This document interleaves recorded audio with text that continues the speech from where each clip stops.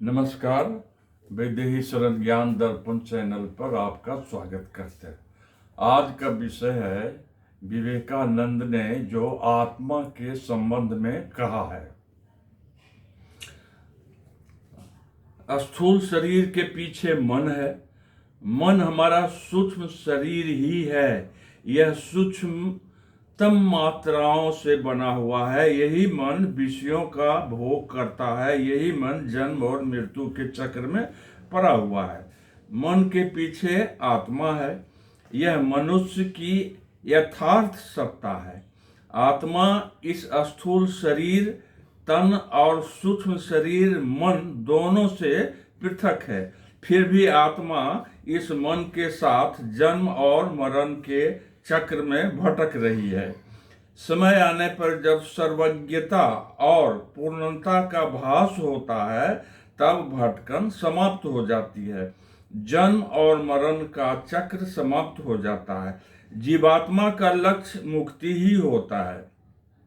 बाह्य जगत की घटनाएं उच्च सर्वातीत अनंत सत्ता के विषय में हमें कुछ नहीं बताता है। अंतर जगत के अन्वेषण से ही उसका पता चल सकता है। अतः आत्म तत्व के अन्वेषण से ही उसका पता चल सकता है। प्रत्येक प्राणी में चाहे कितना दुर्बल या मोटा, कितना भी बड़ा या छोटा हो, वह सर्वव्यापी और सर्वज्ञ परमात्मा विराजमान है। अंतर आत्मा में नहीं, उसकी बाह्य अभिव्यक्ति में है, उसके आवरण में है। तत्वतः छोटा से छोटा प्राणी और मैं एक ही है।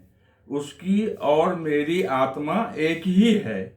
भारत द्वारा जगत को दिया गया यही सबसे महान सिद्धांत है। प्रश्न किया गया कि यह आत्मा संसार में बद्ध किस प्रकार हो गई? यह तो परमात्मा का ही अंश है। उत्तर में उन्होंने कहा कि अज्ञान के कारण, अज्ञान ही बंधन का कारण होता है।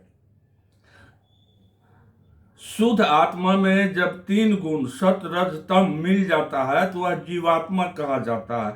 और जीवात्मा ही मुक्ति चाहती है। प्रश्न किया गया कि ज्ञान प्राप्त कैसे होगा? उत्तर में उन्होंने कहा कि प्रेम और भक्ति से, ईश्वर की आराधना से, सारे जीवों को ईश्वर का मंदिर समझकर प्रेम करने से ज्ञान होता है। अनुराग की प्रखरता से ज्ञान होता है। हमारे शास्त्र में परमात्मा के दो रूप हैं, सगुण और निर्गुण। सगुण रूप में संसार का सृष्टि, स्थिति और प्रलय का करता है। और निर्गुण ब्रह्म की कल्पना कैसे की जाए? तो उन्होंने कहा कि यह सगुण है तो हमसे भिन्न है, और निर्गुण है तो हमसे अभिन्न है। जब हम निर्गुण पुरुष से स्वयं को पृथक मानते हैं तभी हमारे दुख की उत्पत्ति होती है। यह तभी समझ में आएगा जब समझेंगे कि दूसरे को प्रेम करना अपने आप को प्रेम करना है।